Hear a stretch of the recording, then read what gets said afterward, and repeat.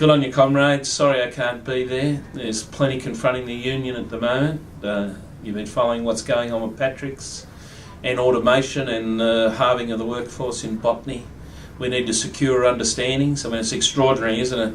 We negotiate for 20 months and they forget to tell us that they're going to introduce automation that's going to halve the effective size of the workforce.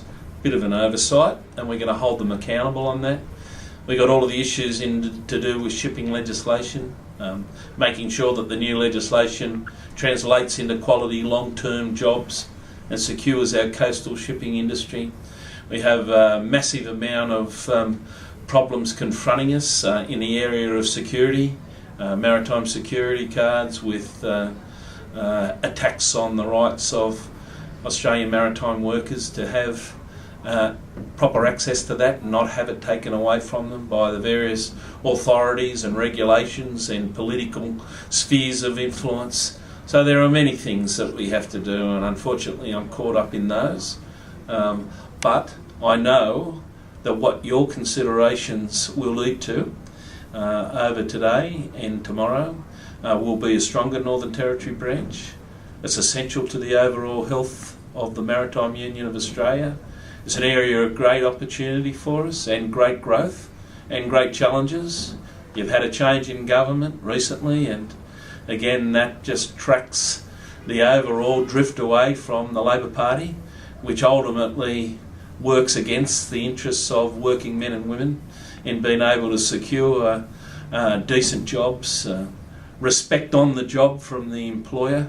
So you've got some big challenges in that area. And you've got some great opportunities with burgeoning growth in the gap in regards to hydrocarbon development, Sunrise, all of the issues to do with East Arm, the issue of imports and exports in and out of Darwin. I mean, it really is an opportunity for maritime workers to consolidate an important part of an Australian, in fact, an essential part of Australian trade.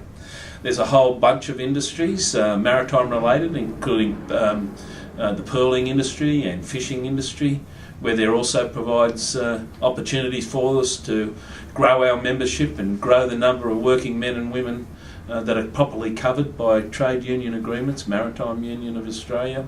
And I know there's been some fantastic work done by Andy and Thomas and the committee in growing the branch, growing participation within the branch, making a strong and democratic structure, ensuring that young workers have a voice, ensuring that women have a voice. We made important decisions at the last national conference about having a full-time officer up there and changing the configuration so that we have an elected officer by the time that we go to the next election. All of those things are being put in place. They're essential to the governance, they're essential to the involvement, and they're essential to your representation to make sure that you've got a branch that can not only protect you, but has also got the capacity to use your political and industrial aspirations and make sure that they're properly heard within the community, within the national political and industrial environment, and most importantly, have the proper voice within inside the Maritime Union of Australia. There are big campaigns. Muckaty, it's always been a very progressive branch. It's a branch that was at the forefront of the delivery of Indigenous rights in this country, and we've got a proud history in the Maritime Union of Australia about how we shaped the industrial and political rights through many of the campaigns that we've been involved in over many generations. And the current challenges are as great as any generation before us have confronted. And I know the leadership in the room there, the working men and women, the people that have come from the ships and have come from the wharves and have come from the maritime areas are just as capable of the leadership of past generations to find those solutions, to be able to build progressive politics, to be able to run campaigns that ensure not only that we got decency and dignity on the job, we got the self-respect from the employer, we got the capacity to ensure that we get our fair share, but we've also got ability to deliver long-term sustainable outcomes that will make sure that working men and women that come after us will have the same opportunities that we've been fortunate enough to have and that were given to us by generations of leadership before us. So congratulations again. You got a great branch up there. You got a great committee.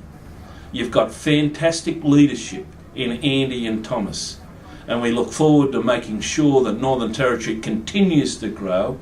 It's got sufficient resources to make sure you do grow and able to meet the great challenges, the campaign challenges, the challenges to increase and improve the coverage of our work, and most importantly to continue to improve and protect the hard-won conditions we have on the job.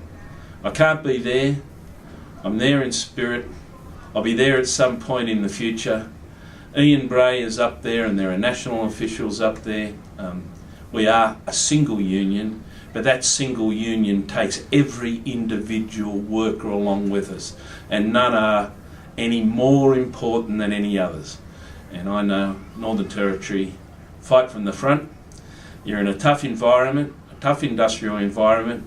You're some of the toughest and hardest guys within the union, and I know that long history of leadership will continue to serve our union and the working class in this country and internationally well for a long way to come. Good on you. Don't drink too much grog. Get home safely. Drive safely. And remember, MUA, here to stay.